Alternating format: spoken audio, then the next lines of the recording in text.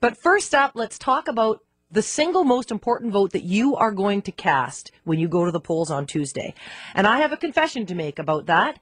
I voted against STV in the last election. I even campaigned against it in the last election. That's the single transferable vote for those of you who haven't been paying rapt attention to politics and instead been tuned to the Canucks. It was an idea that was spawned by an assembly of nonpartisan, everyday citizens, and at the time, I have to say, it didn't appeal to me. At the time, I believed that my vote was right because I liked our first past the post system. Now, of course, looking back, I realized that at the time I liked it because our current system served my personal interests as a politician very well, thank you very much. I was an elected politician. I'd been chosen by the first past the post system. And I, like many of the entrenched interests who are today fighting STV, didn't see a need to change a system that worked very well for me. But since I've been out of politics, my views have changed. Part of it's been due to the fact that I sit here in this chair every single day and I hear from you. And what do I hear when I talk to you about politics? I hear that people are sick to death of the way our political system works. And increasingly, I know that that frustration is borne out in the polls with fewer and fewer young people going to the polls every single year. They just say there's no point in exercising their franchise. A franchise, by the way, that a generation fought and died to protect. They say that there's no point in doing it because their vote doesn't matter. I hear you say that you're sick of seeing your vote being thrown away. You're sick of the fact that if you live in one of the 2/3 of the ridings that are considered safe and you don't choose to vote for the incumbent party, your vote goes in the garbage can. I hear you say that you're sick of politicians who ignore their constituents and they do what their leaders and their parties tell them to do instead. You're sick of politicians who attack each other with relentless vitriol that poisons us all, I think, against our entire democratic process. I hear you saying that you're sick of voting for a party even when the person that the party has chosen for you is someone who you think would embarrass you.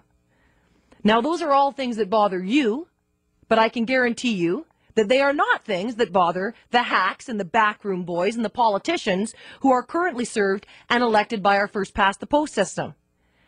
And when I look at so many of the people who are actively campaigning against STV, that is exactly what I see, including some of the ones you hear regularly here on this station, CKNW. I see people whose interests, and in many cases whose income, is dependent on keeping our system the way it is.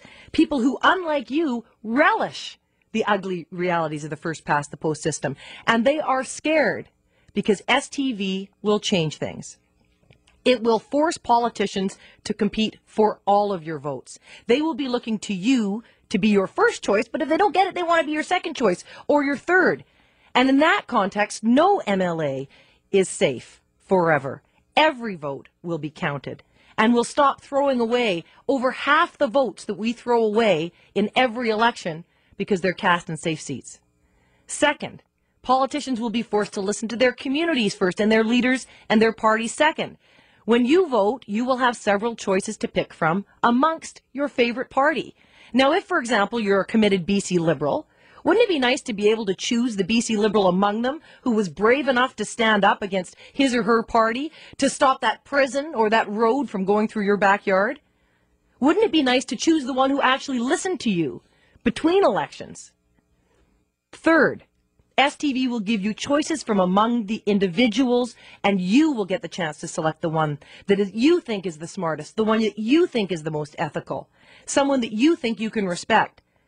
How many times have you walked into the polls and found that the political party that you like has foisted a candidate on you who you think's an embarrassment, but you end up voting for them anyway because you like the party that they're with?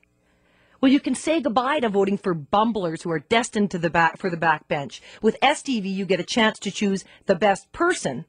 It's not the backroomers who choose it for you. And last, the level of hateful invective will diminish immeasurably. Under STV, all politicians will have an incentive to get along. They'll be hoping to be the second or third choices, as I said, on your ballot.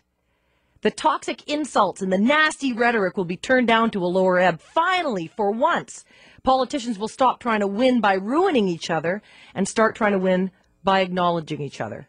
Now, to me, this is the biggest, most fundamental change that STV could bring about, and it's civility in politics. If we care about civility in society, we must care about it in politics. So on Tuesday, you will have two choices to make. The first will be a short-term choice. It'll be a choice of who will run our system for the next 4 years. And you will vote for someone who has been chosen for you by the entrenched interest in a big party machine.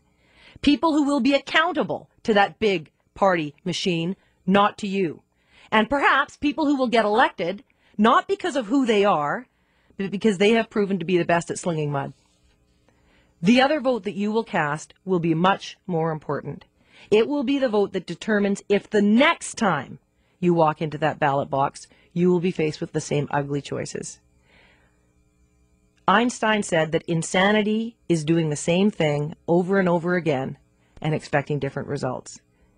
We have a chance in this election, perhaps a once-in-a-lifetime chance to do things differently. We have a chance to change our political system and remake it into something we can have some measure of faith in.